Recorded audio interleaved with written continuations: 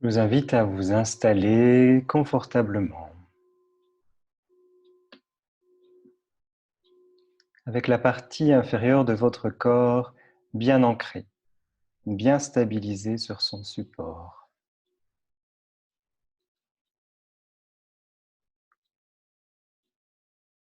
De sorte que ça puisse être pour vous une base solide.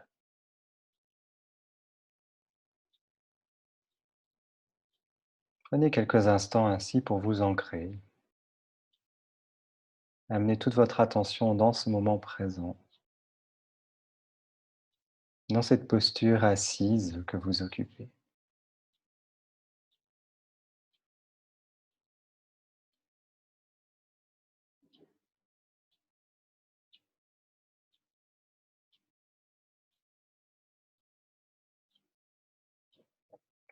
Si vous le souhaitez, vous pouvez fermer les yeux et amener quelques instants votre attention sur votre respiration.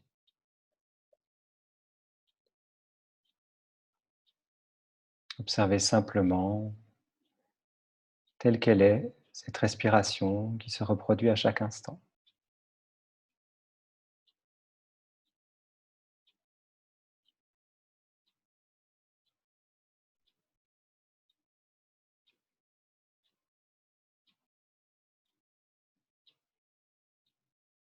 Et voyez si dans cette posture que vous occupez en ce moment peut naître un sentiment d'intégrité,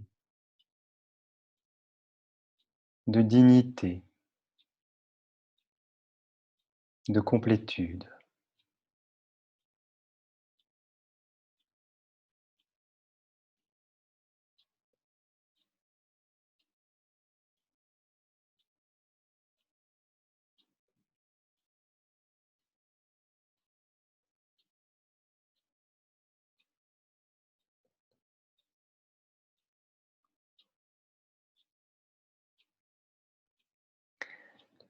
Et dans la méditation d'aujourd'hui, je vais vous inviter à faire appel à une image, l'image d'une montagne. La montagne que vous voulez. Peut-être une montagne que vous connaissez parce que vous l'avez déjà vue en vrai. Mais ça peut être aussi une montagne que vous avez vue à la télévision, dans des magazines, en peinture, peu importe. On va travailler aujourd'hui avec cette image de montagne. Chacun de vous est ainsi invité, les yeux fermés, à essayer de se représenter cette montagne, comme si vous étiez face à elle en ce moment.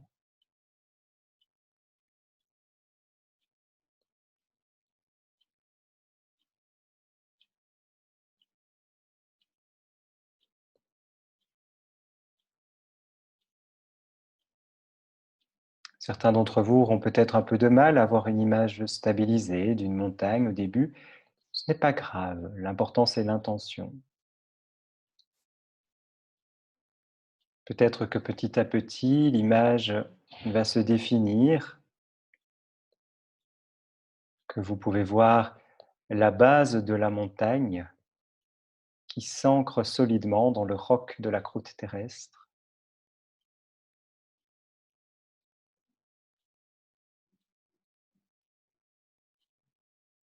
avec ses flancs qui peuvent monter en pente abrupte ou en pente douce,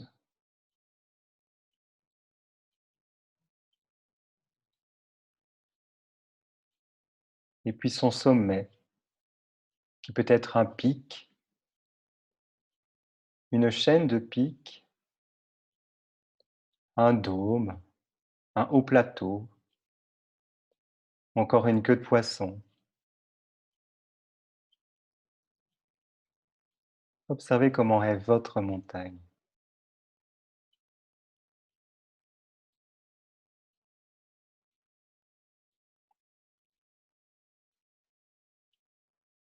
Comme si vous étiez face à elle en train de l'admirer.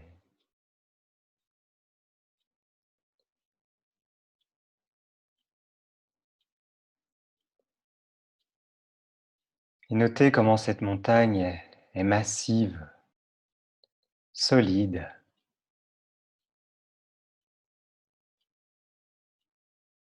de loin comme de près.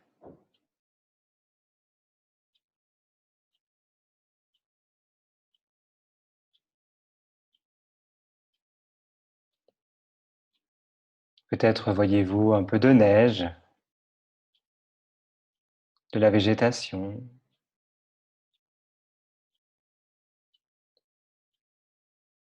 Est-ce qu'elle est en couleur? Est-ce que vous voyez des nuances de gris, de brun, de rouge, de vert?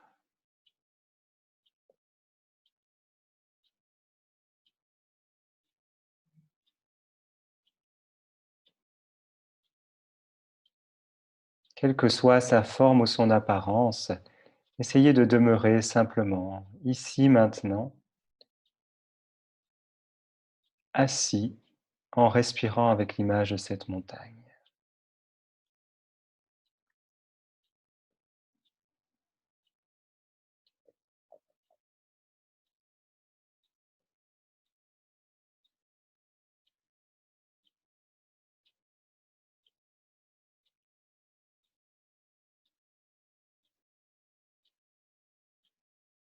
Et puis je vais vous inviter à faire quelque chose, peut-être un peu inhabituel, mais c'est d'imaginer que la montagne, c'est vous. Comme si vous intégriez la montagne à votre propre corps. Comme si vous et elle ne fassiez plus qu'un.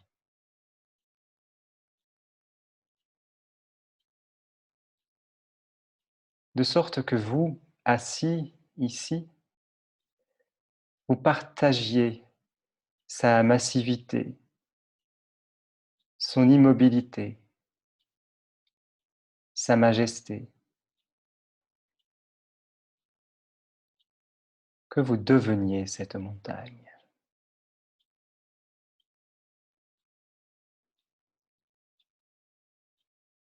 Votre tête devient la cime majestueuse, soutenue par le reste du corps. Vos épaules et vos bras sont les versants de la montagne.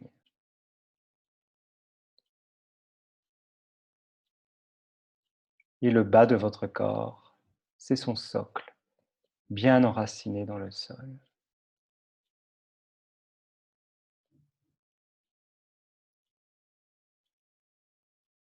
Comme une montagne. Voyez si vous pouvez ainsi sentir cet ancrage dans la terre et cette élévation vers le ciel.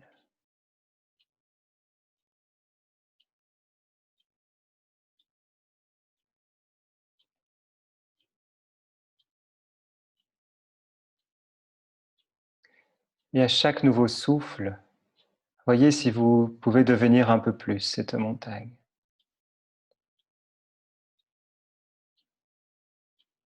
Juste une présence centrée, enracinée et immobile.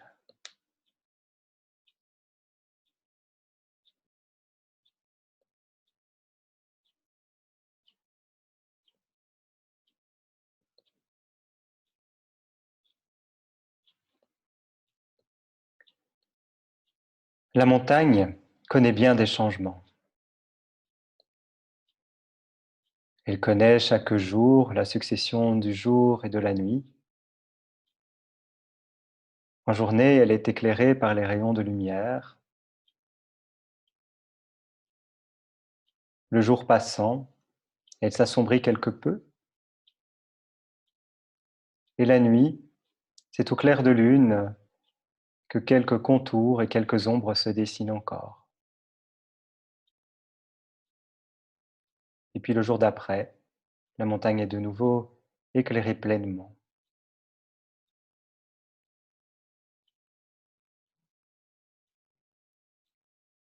Malgré tous ces changements, de jour, de nuit, les jours qui s'égrènent, la montagne reste la même, cette grande dame majestueuse et digne. Elle change constamment, mais tout en demeurant toujours un peu la même.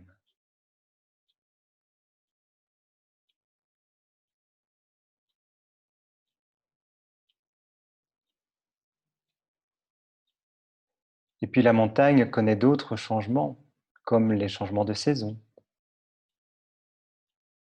En été, il n'y a plus de neige, hormis peut-être sur certaines cimes encore, ou dans des crevasses. En automne, la montagne peut revêtir un manteau éclatant de mille couleurs.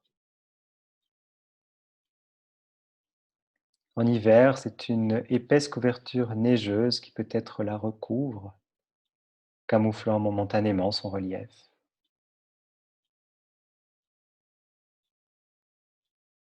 Et quand vient le printemps, la vie reprend.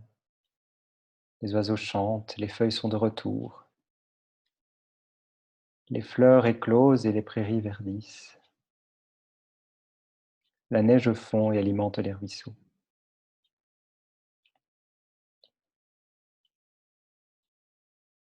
La montagne traverse les saisons qui s'enchaînent, de jour en jour, accueillant et accompagnant tous ces changements.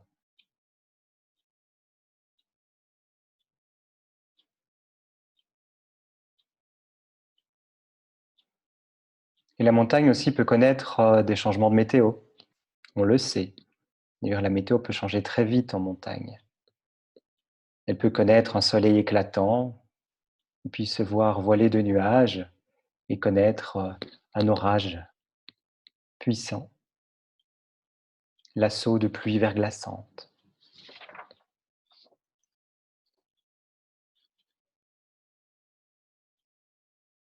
Et la montagne connaît aussi les visiteurs qui viennent la voir, qui peuvent s'extasier et se réjouir sur sa beauté, au contraire, parfois être déçus parce qu'ils la trouvent trop terne, trop sombre, trop abrupte. Mais rien de tout ça n'affecte la montagne, qui en toutes circonstances reste ce qu'elle est.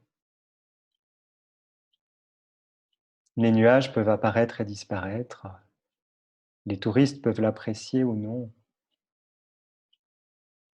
La montagne ne change pas, qu'il fasse beau ou mauvais, de jour comme de nuit, elle demeure là, stable, ancrée, inébranlable.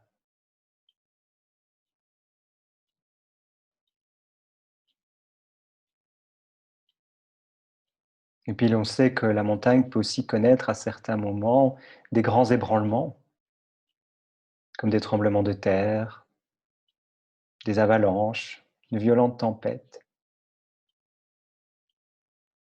Mais il y a comme une confiance en la montagne.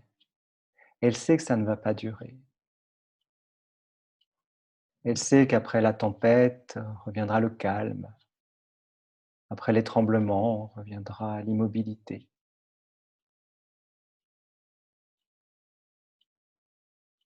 Et la confiance en sa solidité, son ancrage.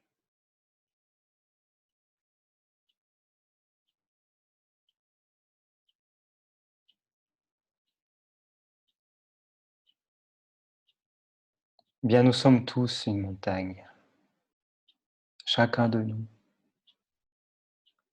Car finalement, on a pas mal de points communs.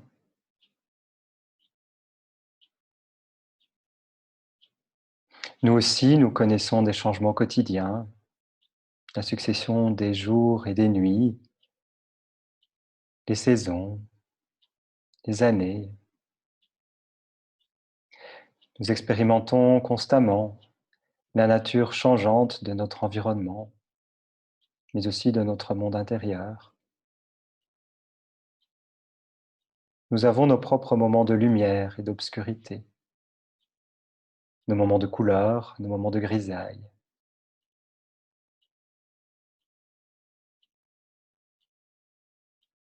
Notre météo change constamment. On peut être soumis à du mauvais temps, d'intensité variable.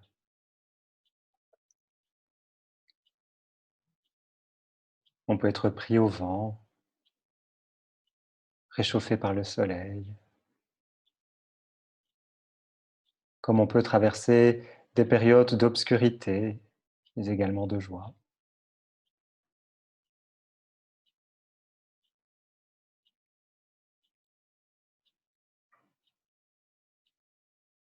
Et dans ces moments-là, nous pouvons nous rappeler que nous sommes en quelque sorte une montagne. Cela peut nous aider à nous connecter à cette force et cette stabilité que nous avons en nous, quels que soient les événements.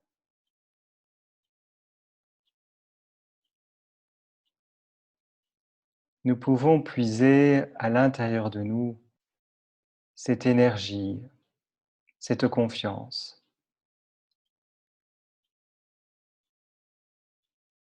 pour pouvoir ainsi accueillir à chaque moment ce qui nous arrive.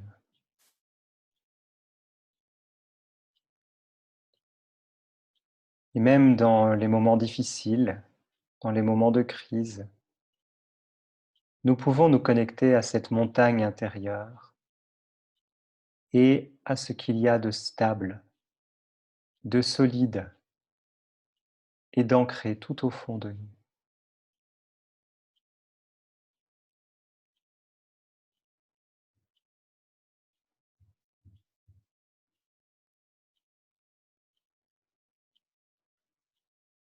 Essayez de ressentir pleinement cette montagne en vous.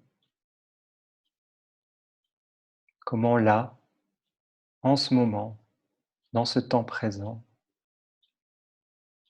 vous pouvez nourrir ce qu'il y a de stable et de solide en vous. Incarner cette montagne intérieure.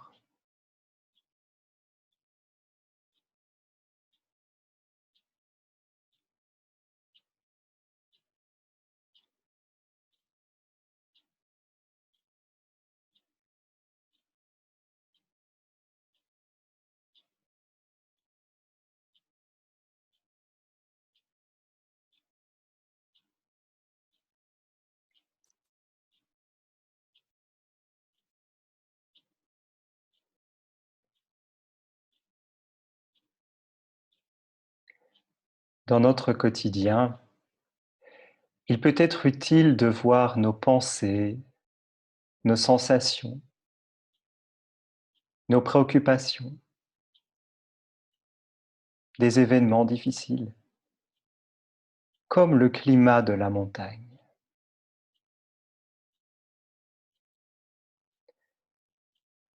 Nous avons parfois tendance à en faire une affaire personnelle, alors que c'est quelque chose d'impersonnel. La plupart des événements arrivent sans qu'on les souhaite, sans qu'on les prédise. Tout comme la montagne ne choisit pas tout ce qui s'y passe autour d'elle. Nous pouvons en revanche faire le choix de la façon dont nous réagissons. Et l'image de la montagne peut nous aider à contacter ce qu'il y a d'inébranlable et de solide en nous.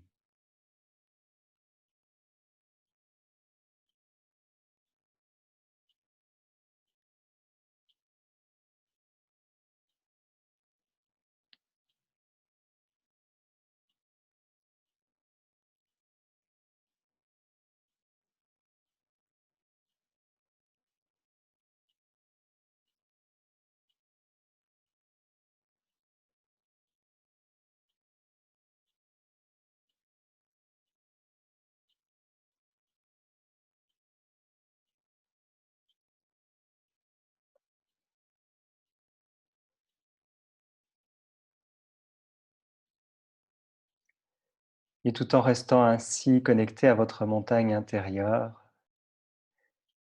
je vais conclure cette méditation par la lecture d'un extrait de Paolo Cognetti qui raconte un séjour en montagne dans son livre Le garçon sauvage.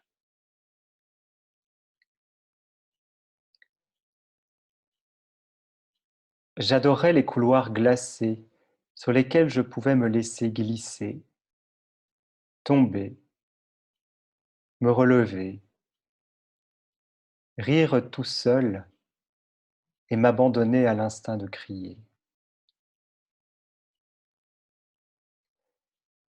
Je la connaissais déjà enfant, cette transformation que la montagne provoquait en moi, cette joie d'avoir un corps, l'harmonie qu'il retrouvait dans son élément, cette liberté de courir et de sauter et de grimper, comme si les mains et les pieds avaient une vie qui leur était propre et qu'il était tout bonnement impossible de se faire mal. C'était aussi un corps sans âge, non plus celui qui, depuis plusieurs hivers, avait commencé à vieillir.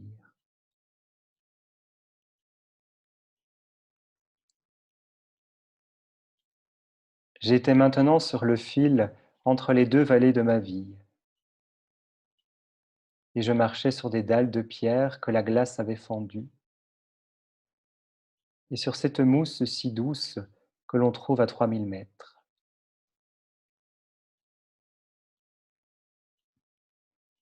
D'un côté de la ligne de partage des eaux, celui de l'âge adulte, le ciel était limpide, d'un bleu si dense qu'on aurait pu le toucher.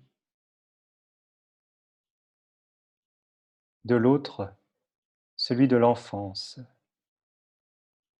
des nuages arrivaient par bouffées, formant des volutes qui se dissolvaient à mes pieds.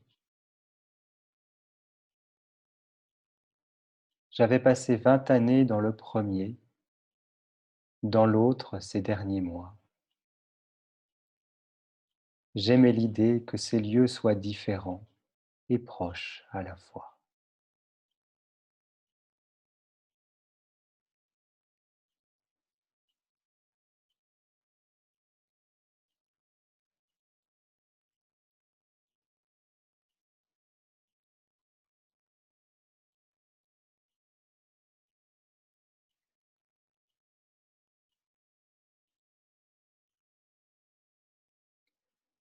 Si vous avez trouvé que la force et la stabilité de la montagne ont résonné en vous ce matin dans cette méditation, bien je vous invite à vous rappeler cette image, peut-être à l'intégrer de temps en temps dans votre quotidien.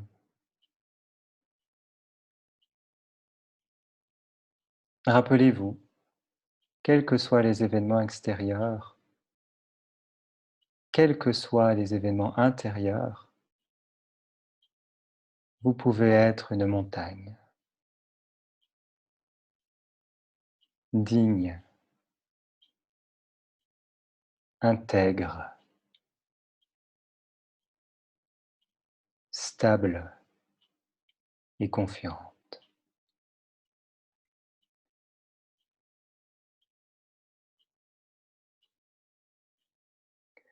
Je vous souhaite à tous une très belle journée avec votre montagne.